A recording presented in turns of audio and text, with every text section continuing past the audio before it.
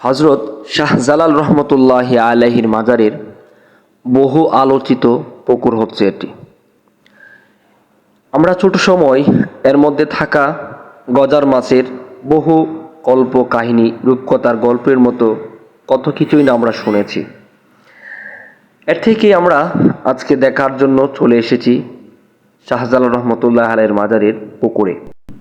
আমরাও দেখব এবং আপনাদেরকে দেখানোর জন্য চেষ্টা করছি। দেখা যাচ্ছে যে মাছগুলো বেশি আছে, এগুলো হচ্ছে বহুল আলোচিত গজার মাছ।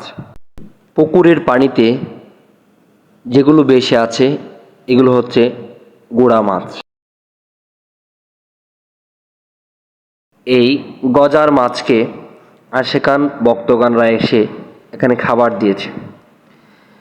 একটি বিশ্বাস রয়েছে এখানে, যদি মাছকে খাবার দেওয়া হয়, মাছ যদি এই খাবার গ্রহণ করে তাহলে তার ভাগ্য ভালো বা তাকে পছন্দ করেছে। আর যদি মাছ কাছে না আসে, খাবার গ্রহণ না করে, তাহলে তার ভাগ্য ভালো নয়। আসলেও ব্যাপারটা একেবারেই এমন নয়।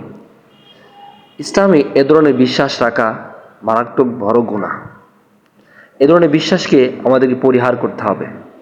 এ ধরনের বিশ্বাস আমাদের ঈমানকে ধ্বংস করে দিয়ে আমাদেরকে শিরিক পর্যায়ে নিয়ে যাচ্ছে। আল্লাহ তাআলা আমাদেরকে এ ধরনের কুফরি আকীদা থেকে হেফাজত করুন এবং দ্বীনের সঠিক বুঝ আমাদেরকে দান করুন।